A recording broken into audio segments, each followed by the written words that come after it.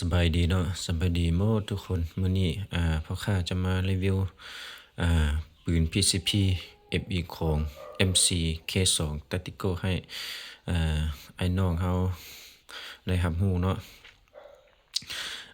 เราจะมาเริ่มตัว MC แล้วเนาะตัวนี้ MC อ่า2026เด้อตัวนี้นะเบาจะเป็นเบาแป๊บหน่อยเนาะตัวนี้เบาแป๊บหน่อย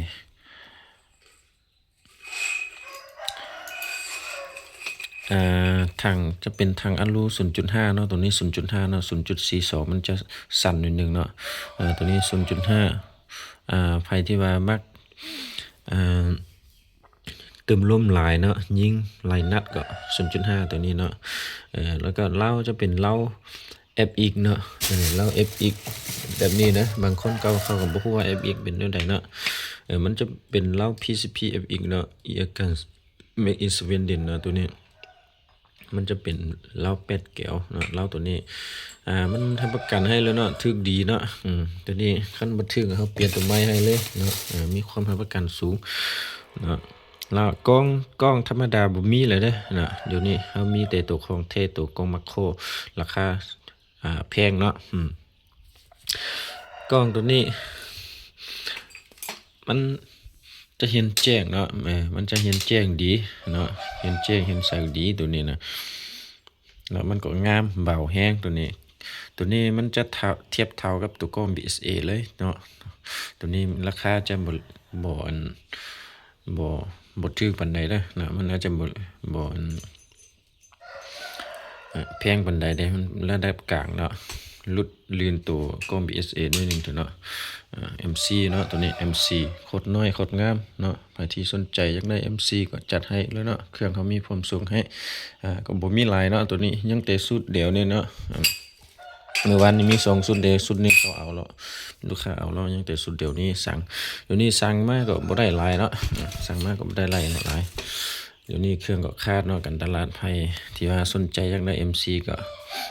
ถามได้เครื่องเขาก็มีแต่สุดนี้แหละเนาะถ่ายภาพได้เนาะถ่ายภาพได้คลิปมือมันเป็นอย่างแบบนี้เนาะตัวนี้แนะนำกล้องอีกเทื่อนึงเนาะกล้องมันจะมีปุ่มยิงเวลากลางคืนเด้เนาะเนี่ยมันเปิดแสงได้เลนได้เนาะขนาดกล้องมันจะ3-9x40 AR เนาะตัวนี้ IR แล้วต่อไปจะเป็นเคส2นะตัวนี้เคส2 2026เนาะมันจะไกลมันจะเป็นสีดำเนาะสุดมันจะเป็นแบบนี้เลยเนาะงามเท่หลายเนาะเคส2เท่หลายกล้องก็คือกันเนาะก็ใส่กล้องรุ่นเดียวกันหมดเนาะสิบ่แนะนำหลายเนาะให้น้องเฮาเข้าใจแนวนั้นเนาะทางก็เป็นทางอลู 0.5 เนาะเราไซส์เดียวเลยเนาะแบบเดียวเลยเรากับเก็บเสียงนี่จะเป็นเก็บเสียงเจมเทคเนาะเจมเทคเบาแห้งตัวนี้เบาแห้งตัวถัดไปก็เป็นตัวตัติโก้เนาะตัวนี้ตัติโก้มันรุ่นที่ว่าเดี๋ยวนี้ไอ้น้องเขานิยมหลายที่สุดเนาะอยู่ในเมืองเราเขาเลยมันก็ยิงไกลมันจะอ่อนหลายถึกดีที่สุดเนาะกล้องมัคโครคือกันเนาะบ่แนะนำหลายเนาะกล้องมัคโครคือกันถ่ายภาพได้คือกันเด้อถ่ายจะภาพได้คือกันหมดเลยเก็บเสียงรุ่นเดียวทางจะเป็นทางแบบเดียวกล้องแบบเดียวแต่ว่าความแตกต่างกันมันเหมือนบอลนี้เด้มีบางคนบ่ฮู้เนาะตัวนี้จะเป็นวาล์วโตเนาะมันจะเป็นวาล์วโตวาล์วตัดเนาะนี่วาล์วโตวาล์วตัดมีแต่สุกใส่เอาน็อตหันใส่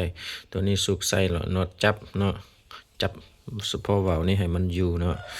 แต่ว่าตัวนี้มันจะสุดตรงเลยเนาะเนี่ยสุดตรงเลยมันบ่มีตัวโตบ่มีตัวตัดแม่นบ่เนี่ยเอามาหั่นใส่อยู่นอกนี้นะวาล์วเฉพาะหั่น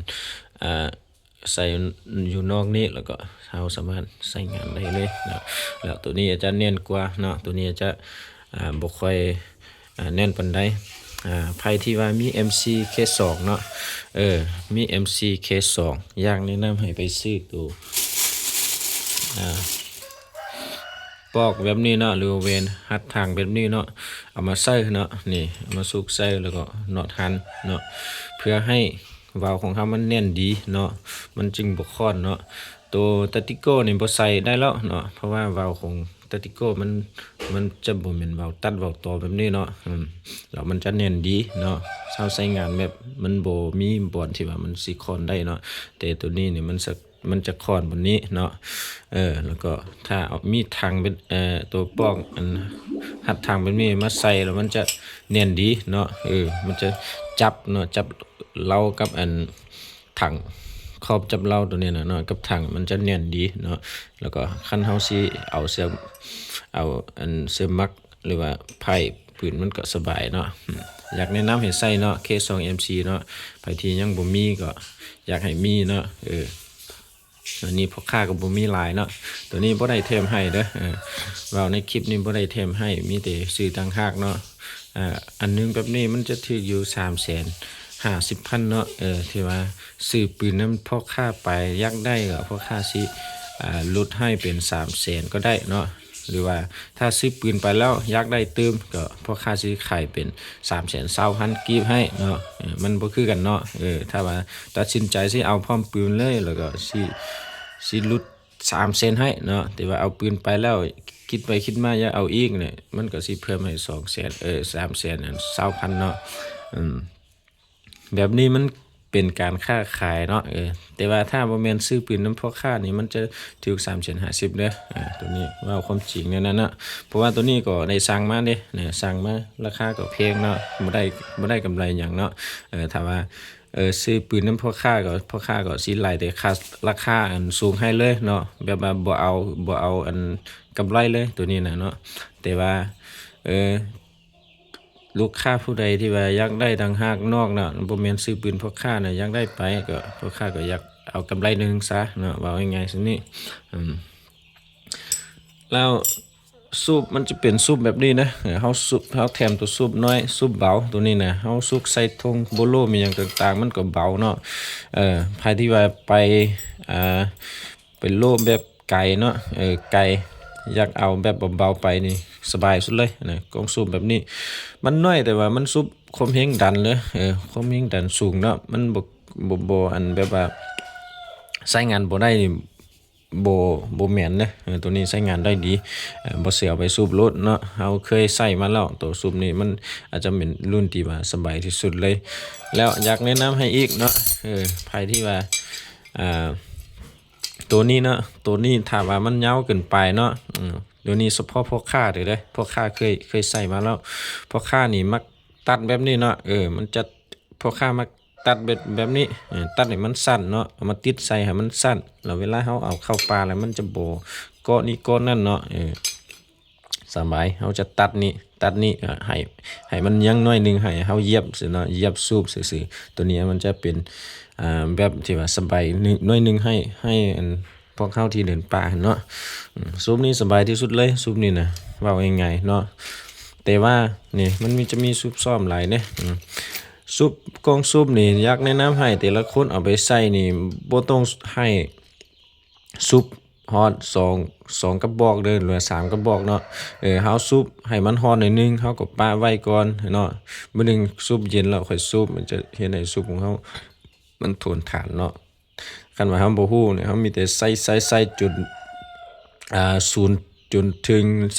33โลพี่นี่บ่โดนเลยเนาะกงซุปจะเพได้เนาะแม่นหยังก็แล้วแต่เนาะเฮาฮู้รักษาฮู้น้ำไส้มันก็จะทนเนาะมีแต่